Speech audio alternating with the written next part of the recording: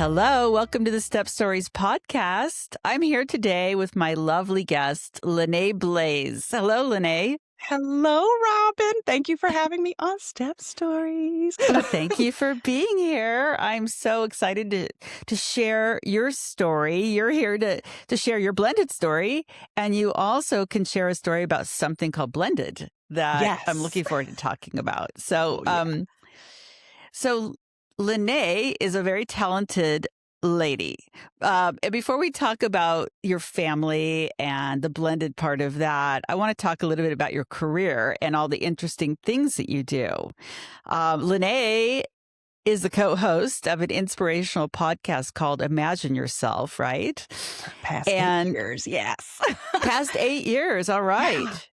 And you're also the owner of Screen Time Entertainment, Yes. and you're the executive producer of 8 film and TV projects, including Blended, Yes. which is a family-friendly drama that you co-wrote. And I want to talk a little bit about that just because it's so interesting. And I know you have a story related to your own neighborhood and how that is related to Blended itself. So let's talk about that. How did you become a producer and screenwriter? How did you get to this place? It's pretty cool. Oh, yeah. This is the perfect situation because you and I both have that creative flair, and then, Step Stories and a show, a film in this case called Blended has all the elements of a blended family, literally in the show. But I studied in college for broadcasting, television, film communications at University of Miami. And then my husband, God bless him, he ended up with the Detroit Lions. And Mm. so we moved to Detroit and we moved up here to Michigan. And so I was a stay-at-home mom for all the years, making sure that everything was great.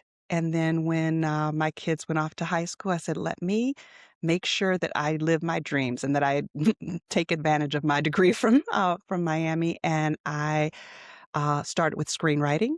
I would pitch different shows, show ideas to places like Disney and producers with Lifetime and all these things. And it was wonderful until the strikes happened and the streaming money went dry and all these different issues happened. And that's when I realized you've got to produce your own work. So I became a producer, and I have a wonderful partner named Renelle Golden, who we produced a Christmas rom-com called Rekindled for Christmas that's on Amazon Prime now.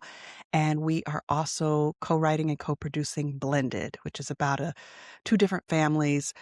They've been the best of friends. There's a tragic accident, and they end up literally having to blend their families together. We're in pre-production right now, and we uh, plan to film later this year, and hopefully it'll be in theaters somewhere by the time whoever listens to this, Oh, they can keep a lookout for it in the next year. I can't wait for that. What a great idea and what a great trajectory. You're a dynamo to be the wife of an NFL player. I'm sure you had to do a lot of, holding the fort down, and then to have your children go off and create this career. So good for you. Yeah, it has been an exciting life. And how about somebody who never liked sports at all and did I know my dad when I was in college and I was dating, we were college sweethearts, but he was like, "Hey, it's Saturday. Why are you answering the phone? How come you're not at the football game?" I was like, "Remember, I don't like football." He's like, "But don't your boyfriend play?" I'm like, "Yeah, but he can't see me." So I had to learn to go to the games, I guess, eventually. But yeah. That's so funny. And I grew up in a football crazed family in Kansas City. Big Chiefs fan, sat through all the miserable, winter games for Weather, years, watching them yes. lose. So it's been thrilling the last few years to see them win. I don't know where they are these days, but it's been pretty fun. So, well, that's great. I don't know if you want to talk about that story you told me about your own neighbors and how that potentially relates to your story, or if you want to not give away too much of the blended Ooh, story. well, I'll just say that the story is it's based Interesting enough, it does have some parallels to real life. Now, like I said, my writing partner and the director of it, Renelle Golden, and the co-producer with me, she has some connections of her own. That's how she thought of the concept initially. But then I piggyback because, so in this case, it is the story of a white family and a black family that are the best of friends. And it ends up that after the tragedy happens, one of the families has to take care of the other family. And my husband and I have neighbors. They lived across the street from us. Our kids would go trick or treating over there. Their kids are, right there with us. And God bless them. They, I guess, like the way we raised our kids, and they asked if anything were to happen to them, if, we would be able to step in and help with their children. So Mm. there's some degree of that happening in the blended show as well. But like I said, there's a little bit of thriller in there. There's a little bit of twists and turns, and but the ultimate premise in the end is about when your friends become your blended family, Mm. which Mm. kind of, And relates to step stories too, when your people that weren't initially or biologically family become your family.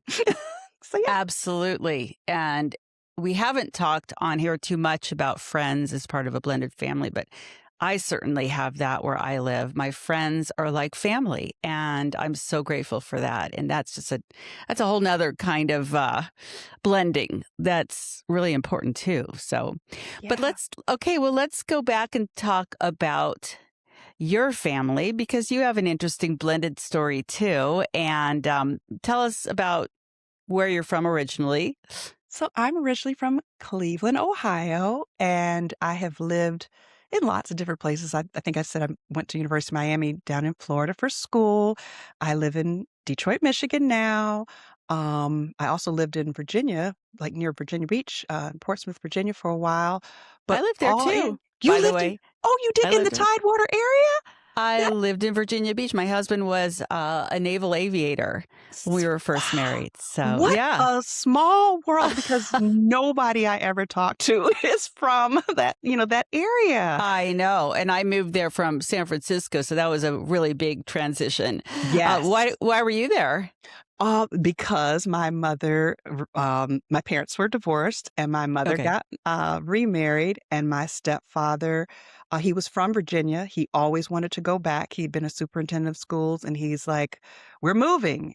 And so that my dad is like, "Dang it," and I was also like, "Oh no, what am I going to do?" But it worked out because of, lovely airplanes, and I was one of those little kids who was on the airplane to go, do my visits, when I go visit my dad for the summer, Christmas time, spring break, but it did make things harder 'cause, before at the beginning of, when my parents, were divorced, I would be able to just, locally go back and forth and see my dad and my stepmom and my little sisters and stuff, but it got harder with the move, but that is how we Mm. ended up in Virginia. Yes. Okay. Oh, wow. Well, okay. So let's go back. So you're from Ohio, right? Is that what you Mhm. said? Okay. Yes. And your parents got divorced when you were 4 and you were an only child. Let's start from there. Yeah. It Let's talk about started that. with I love my parents, both of them so much, but not just me, but anybody who looks at them, they're like, "How like, they don't seem compatible." They're just I don't know, it was it was they had, like, a cute meet story, of course, like, back when they were in college, and so they were young, and they got married, and they had me, and they worked and things, but it was I don't think it was ever meant to work. I'm grateful I was born from them, but when I was 4 years old, I looked at my mom one day and I said, "Mom, you don't look happy. Why don't you just ask dad to leave?" She's like, because I didn't know what divorce I didn't know, like, the term of divorce Yeah. then, but she was like, "Are you serious?" I said, "Yes," my little voice, and she said, "Okay," and she went ahead and they, because they'd had their issues, but, she went ahead and let divorce go through and then began the journey of, bless their hearts, 1 year later, they both got married to new people the very same week. in churches right down the street from each other. So that Oh was my that was just by gosh. coincidence, but they both rebounded, very nicely, and, I ended up, the 1 year later with step-parents, and that's, like, why I'm so drawn to your podcast because I feel like I could be the poster child for step Mhm. anything because I ended up, my stepmother had been a stepchild herself, and she used to, like, I'm 4 by then I was 5 years old, but she's like, "Lene, I am not gonna be the wicked stepmother like the little Cinderella movies and such. I'm gonna be a great stepmom because I was a stepchild, and I never felt loved or wanted when I'd go, and I want so she would arrange tea parties and find kids off the street to come play with me and, bake everything she could think of to make sure that I felt loved, included, warm, all the good things."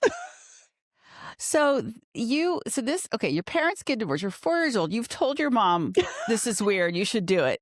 Yeah. Now you're 5 and you've got what sounds like a wonderful stepmother. Mhm. And are you splitting your time with your parents Yeah, because back back and then we forth? were still in Cleveland, thank goodness, so Okay. and that lasted, thank God, until I was, like, 12, 13 years old, so I had a Okay. nice run with being able and, back in Ohio, these snowstorms can come get you, so my dad would it could be 12 inches, 12 feet of snow, it didn't matter, he was coming to get me, which I thank him because there's so many of my friends and, even my husband who had to deal with, like, situations where the dads don't always do what they say they're gonna do, but he was Mm. there, even if he was a little late because of the weather, and he'd take me, and like I said, my stepmom, we'd have a great time, and then all throughout the week, we'd be there, at with my mom and my stepdad, and he was the superintendent of schools, so that was interesting too, which I was, thank goodness, a good kid and smart kid and He didn't was get the in any trouble. superintendent of your Of the schools? school district, yeah, the whole Oh school district. boy. Oh So I always boy. knew, like, if it's snow day, he was like, "You don't have to go to school today because it's crazy out there." I'm like, "Yeah, I don't have to watch the news and wait and find out." But yeah, so, and that's this then after that came all of my siblings. I had been an only child. I had prayed to God every night over and over, "Please, God, I want a sister. Please, God, I don't want a brother because boys are yucky and nasty and terrible, but I want a sister." And I prayed, and my prayers were answered a thousandfold because now I have 5 sisters and 1 brother. I got my brother at the very end because my dad really wanted a boy, so he adopted my wonderful brother. So, How yeah. old were you when that happened? So, oh my gosh, by the time we adopted my brother, I'm 20 years older than my brother. Oh my So, gosh. I was already in college, Okay. and, I'm 14 years older than my little sisters who are twins because, the twins were born my stepmother accidentally had twins. She's like I was Accidentally had twins. accidentally. I was 13 years old, and she sat me down, and she told me she doesn't know how this happened, but she accidentally got pregnant with twins. And then this is gonna sound real crazy, Robin, I'm so sorry, but, like, then 6 months later, my mom sat down and said, "I am so sorry. I don't know how this happened, but your stepdad and I, we accidentally had we're pregnant also." So in 1 year, I got 3 brand new sisters. Oh my In goodness. addition to my 2 other sisters that I already had because yeah. Who were wait, where did the other 2 sisters come from? My stepfather had been married before, and so he Okay. had a daughter, so she was my first sister, and then, my dad and stepmom, had a baby, and so that was my second sister, and it was just gonna be that was the way it was gonna be for years, and then you fast forward 6 years later, these little, miracles popped up, surprises popped up, and yeah, that's when I had the 3 more sisters, and then after that is when my dad's like, "I just knew one of those twins was gonna be a boy, or I knew somebody was gonna be a boy, no boys, so we got my brother." Yes. So were you the oldest of all of them? Yeah, and that's actually the hardest part of this whole story. Being a stepchild for me personally was lovely because my parents, all the parents, I should say, like all 4 parents got together and just made it work, and but the hard part was like, how, like, when you're 70s kids, you learned how to be, pretty resourceful and resilient, and so when you have all these kids, they're like, "Okay, Lene can handle this." So I was a teenager, and I would babysit a lot. Mm. I've taken my siblings to the mall, on dates with me, to parties. I've taken them to college with me. Like, it's like, I got I need a babysitter, so, okay, I just take them with me. So So, you were yeah. getting that from both sides. W Yes, because, Yeah. yeah, when I would go to visit my dad and stepmom each summer for 8 weeks, my stepmom was getting her real estate license, and she was becoming a realtor, and she was going to class and working, so I would keep not just the twins and my little sister, who was a little older than the twins, but my the parents arranged that my sister Rhonda would also come with me, even though that's not her dad, and my stepmom is not her mom. She's she has her own dad, my stepdad, and she has my mom as her mom, but because she's the same age as the twins, our family was like, "Just let her go for the 8 weeks too, and you all have fun together." And so she got to grow up every summer and all the family trips and everything with my other sisters and eventually with Wow. my brother, and that has made all the difference, like, they don't need me to call each other or do things together. I'm now an afterthought because but they have their own deep, strong sisterhood relationship together That's and with my so brother too. interesting. It's so unusual, and it sounds to me that, like, your parents' divorce was amicable, Yeah, and the step-parents on either side were amicable with all of it, so everybody kinda worked together. yeah.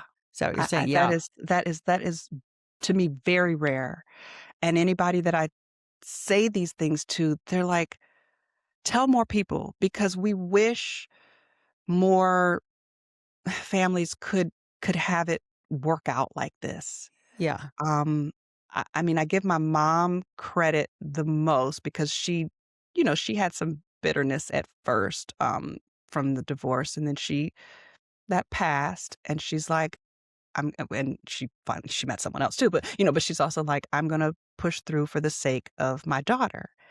And then when the other kids started coming, she's like, "We're gonna," and she and my stepmother would put their heads together, be like, "We're Wow. gonna do the best thing for all the kids," which is make Hmm. sure they go on all the because remember, when you have my dad and stepmom, he used to win these trips to, like, Bermuda and Hawaii and stuff like that, and he would bring all of his kids, and he'd bring me, and he would double check and make sure they could bring my sister Rhonda also. Wow. That was so nice. It was That's like incredible. it was a dream. It was a dream in my humble opinion. Yeah. But for you, I'm wondering, since you sort of mentioned you were sort of the babysitter all over the place. I mean, did you still feel as important to both your parents? Did you feel like you got lost in the shuffle? Because, I can imagine they've both now got new lives, new kids coming through. There's a lot going on. And did you feel still, um, yeah, like you still had the place in their hearts in the same way? Oh, yeah. In fact, Okay. crazy enough, I think this is kinda crazy, but and I still feel it, like, to this day. I feel like I was maybe an additional parent, like, Mm. because I'm, like, 14 years older than the twins and Rhonda, 20 years older than my brother, 7 years older than my little sister. Um, eh, I felt like an additional parent, and so the babysitting was like and I mean, a lot of times people did think I was maybe a teen mom. They thought they were my kids and it's Oh, like, 'cause, or, in college too, it's like, one sister, Rhonda, she's like in my college yearbook because I had to bring her, so many times there were there were situations where I had to take her to school with me and keep her, like, over the weekend or whatever, so she'd, come take the yearbook pictures with me or whatever, but I felt empowered, and I felt a part of everything, and, most recently, my brother, like I said, he's 20 years younger than me. We didn't even, like, grow up as kids together. There were big chunks we didn't live in the house together because I was off at college.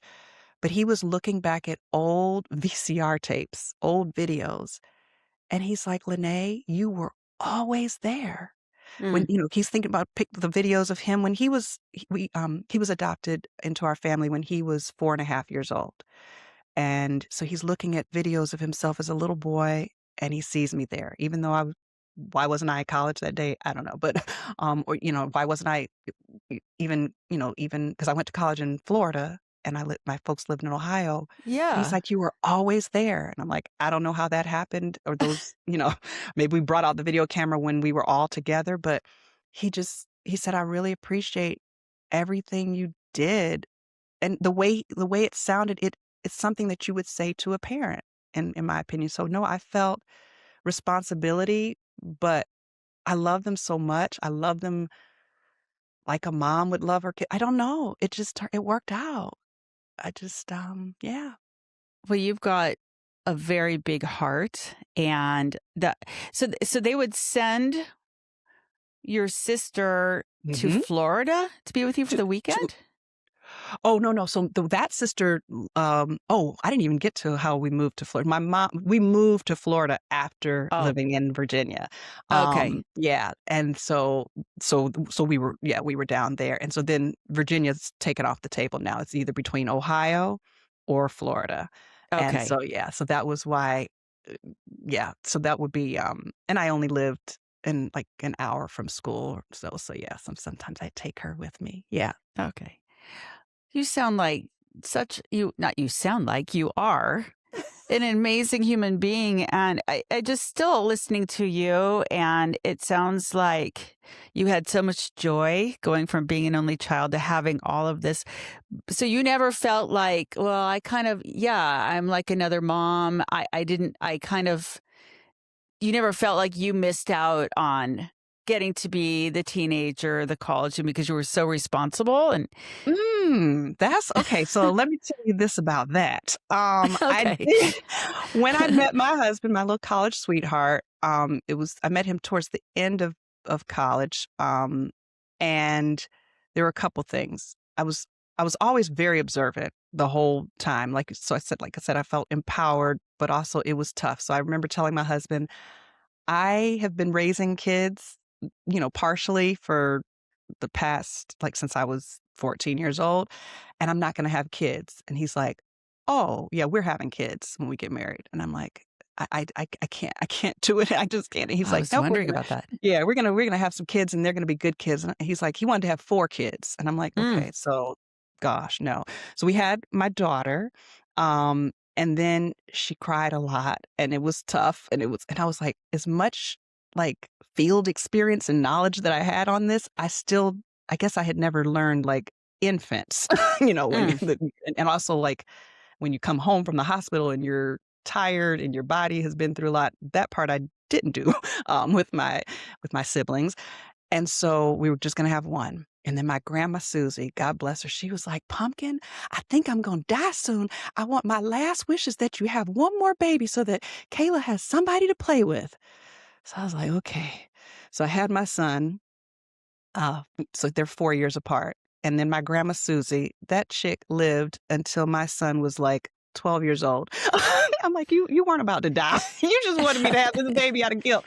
So, it worked out for the best that I had the 2 kids, and interestingly enough, by the time I had my kids, those twins and Rhonda and all this and my sister Blaine, they were all old enough to help me babysit her.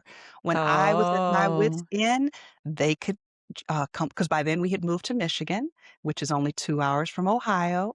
So they could just drive over, babysit, keep my kid, both kids, it worked out. And, the second interesting thing that this did to me, because like I said, I was always my whole life, I was looking at my parents, I'm like, "Oh, when I get older, I'm gonna do this with my kids." Or, "Oh, shoot, I saw what one of my parents did, or step-parents did, I'm not gonna do that." And so, I feel like my parenting game is exceptional, because I had, 4 parents and all these grandparents, and I had step-grandparents, and everything. I was always watching how it affected the kids, and I'm like, "Okay, I'm gonna do this different, I'm gonna do that different, I'm gonna watch for that." And then when I was 16 years old, because of being a stepchild, I told my mom, um, "When I get older, I'm gonna, like, marry somebody who's, really, I like, he likes me more than I like him, so that, he'll love me so much that he won't, we won't have issues or whatever, I'll be in control of the relationship." My mom was like, "That's a terrible idea." And so she's like, you don't wanna settle, you want it to be equal." I was like, "Okay, okay, okay, then I'll find someone equal, but I'll be really mean and make sure, like, everything, like, I'm just iron fist, keep everything in control, and then, like, our marriage will be just steady." And she's like, "That's not a fun marriage." I'm like, "Okay, okay, okay, let me go back to the drawing board." Then I was like, I finally got it. I'm gonna marry somebody whose parents were divorced, who got to see what that looks like from an inside, like, child's perspective, so that they won't ever take our marriage for granted, and it'll be a great marriage. My mom was like, "Okay, yeah, try that one, that's better than the other ones." And that's what I ended up. I have my husband who he does not take it for granted because he saw his parents get divorced. He saw how it was hard to do the visitations with the dad, come on the weekend, all, and he doesn't want that, and I'm so blessed because, yeah, my my theory or my formula worked for me in my situation. So we both know what it's like to be stepkids and kids of divorce and how to roll with it. And I have to say that I'm very fascinated with that particular subject and how our childhoods do affect how we show up as parents and as wives or husbands. So I've studied that quite a bit because, boy, my childhood has definitely affected how I have parented and how I've looked at the tough times in my marriage and all that. And it's important to kind of recognize that. And it's interesting that you were on the young side thinking about Mhm. that before you even jumped into it, rather than being into it and thinking, oh, this is affecting the way I'm looking at how I want to make this work. So you're very No, intuitive I was, for and I sure. was, like I said, I was always examining because the other part is this may have been more subconscious and not fully conscious, but I ended up I knew that I love my dad. He's a great dad, but I knew that the relationship had not been great with my mom, so I didn't wanna marry my dad, quote, unquote. Yeah. Um, and I loved watching the way he and my stepmom, their marriage was hilarious and fun. But my stepmom has since passed away, that's why I say was, but, she's, God bless her, she's still watching us. So and then I saw my stepfather, and his style was different. I was like, "I don't wanna marry my stepfather."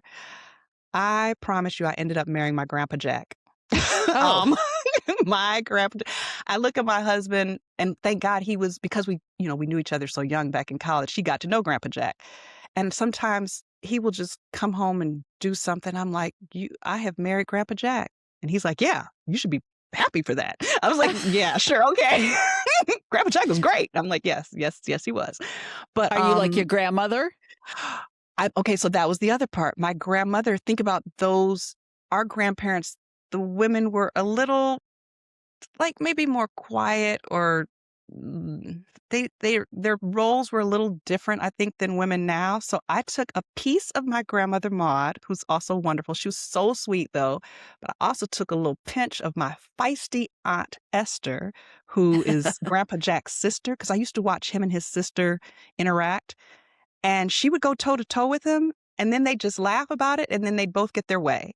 And that's what I wanted. Like, my grandmother gave my grandpa the soothing, loving wife part, but if he got frustrated or something like that, or and I could go, so now I can go toe to toe with my husband and still be warm and gentle. I was like watching all of this to make sure that this marriage could work, because I didn't necessarily want to do divorce. I wasn't Yeah. scared of divorce because I'm like, I saw all these folks, we all make it, Right. but I didn't Right. prefer that.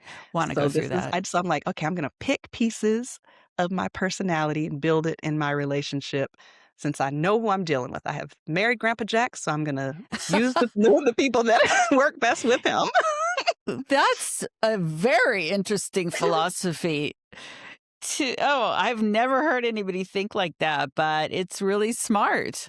It's like, And I yeah. think you have to be somebody like your family sounds like your world. I mean, beyond that, obviously you're this creative who has an entire other career, but I'm suspecting some of what you do comes from this basis of your family and all the knowledge that you have and a deep understanding, it sounds like, of everybody in your family and the Everybody. willingness to see them for who they are and want to keep your not your bloodline's the wrong word, but the generations and all the different people alive in you and pay attention to how that expresses in you. Yeah, because think about it, the segue into film and television. You create a world, you create characters, and I'm not saying that, like, I created, I mean, I'm still authentically myself, but certain parts of myself that don't serve me anymore, I'm gonna rewrite and switch around and try to do differently. I did pray for those sisters and brothers, and they're all now in my life. God, put them in my story. And then, yeah, I see like a little character. We do character bios on each character for the films. I'm looking at these character bios, and I can see my siblings, my parents, myself, my husband, my husband's family. I see it all because, like, Hmm. yes, he's enough. Like, I look at his family too. And with the divorce part too, I would ask his dad all these different little questions. He's like, "Why are you asking me all these questions?" But it's because at the time I was trying to see, kinda to your point, like, what effect did he have on his son, who's my husband? And he finally caught that. He's like, "Listen, Lene, let me tell you something. I know that you've heard some stuff about my marriage to his mom, and it was not great." And he's like, "It's my fault." I said, "Okay." He said, "But your husband, he doesn't have he didn't get anything from me. He got everything from his mom, so you're safe." I was like, "Okay." It's just but that's what I was getting at, and that was my little formula. Remember, someone who, as a child, they got to see the hard parts, and they didn't want that for themselves, and I Hmm. have been married now for almost 30 years, happily. So, Good for it you. worked. Good for you. Well, you're a student of human character for sure, Yes. which allows you to be a creative because you Yeah, have to be a student of human character and and be observant to be able to write. So I get that. exactly, Um, exactly. let's go back to talking about this big, happy, extended family and how you figured out how to manage everything. And I know you recently went on a big vacation with everybody staying in one home Yes. for your daughter's graduation, Yes. It was and that a you also yes. have siblings weekends, and that you told me your mother sends gifts to her ex-husband, your dad's wife's kids because their mother Yes. passed away. I mean, so sounds like your parents had really the big picture in mind when it came Yes, to everybody. when you say the big picture, I mean from birth to the end of life, because that is the part that right now we are working with. My stepmother has, it's right around the 5-year anniversary of her passing away, and the first siblings weekend we had was with all the parents, all the siblings. Now we're all married and have kids all together. That was like 5 years ago. And interestingly enough, it was my stepmom. She and my dad drove home, and she was like, "This was the best weekend ever." And I'm like, "Okay." And then, God bless her, like the next night, she was feeling terrible. She went to the hospital, and she was diagnosed with terminal cancer, Oh, and no. she passed away within 3 months of Oh. that best weekend ever. And Mm. my husband is like, "Lene, I want you to always know that you all sent her off." Like, she's screaming, like, how much fun she had. I can't imagine, like, what if we had just even had it a day later or something, she'd been diagnosed or it just my mind is boggled. So we just had another siblings weekend, and all of us together again, and it was fantastic. It was like second best weekend ever. And like like you said, the mixing of all of the children from the different parents and the different circumstances, all of us together, united, is so beautiful. It's just Mm. so beautiful. I mean, I'm just in case they're listening, I just want to say Casey and Blaine and Dana and Blake and Rhonda and LJ. I love y'all so much. I just can't express it. And to our Mm. parents, I love them too. You're Yeah. very blessed. And it does sound like it didn't just fall in your laps either. Everybody pitched in their own way to be cooperative, to want to make this happen. So, um, that's a lesson I would say coming out of this, that you can make things happen. I mean, certainly you have to have the willing partners, and certainly the circumstances have to be there, because not everybody, has an amicable divorce, and not everybody has amicable steps on either side that want to make it work. But if you can, look at what you've gotten out of it. Look what everybody's gotten out of it. So, it's a great story and a great message. And I'm just wondering, since we're kind of coming to the end here, do you have any words of wisdom you could share, coming from the perspective of someone who's been a stepchild and a half sister and everything else? Yeah, I do. It's a two-parter. The first part is because I even had to tell my siblings, my younger siblings this one time, and this is like, you're gonna be like, "Lene, you're just now saying this," but, to be fair, the first few years were very strained and tough and Mm, frustrating. Because remember, so I was 4 when they got divorced, and we had that good learning curve because we were still all locally in Ohio back then, back in Cleveland. But there was some bitterness from my mom. There was some, like, kind of shame, I guess, on my dad's part, and there was some tension. And then with them both getting married so quickly, it didn't immediately come together. mm, Um, but the time did begin to heal some of the wounds and smooth things out a lot, and the desire to be amicable, like you said, to really focus on that and to let whatever happened in the past, that was the past. Forgiveness, not necessarily forgetting, but forgiveness. And my mother would sit and talk to me at age appropriate times throughout everything. And my dad too. And he would like say, I just to let you know, I did apologize to your mom because I wasn't the greatest in certain areas of husband life. And she forgave me, mm, and so, like, there was this constant conversation. There's so many people who think that children are not they're too young to understand anything, or don't talk to them about it because that'll just stress them out. But if you don't, it might stress them out even worse. And I do believe in age appropriate, but like my mom would just take little steps. She'd be like, "Okay, let's start with this little part and we'll build and expand upon it."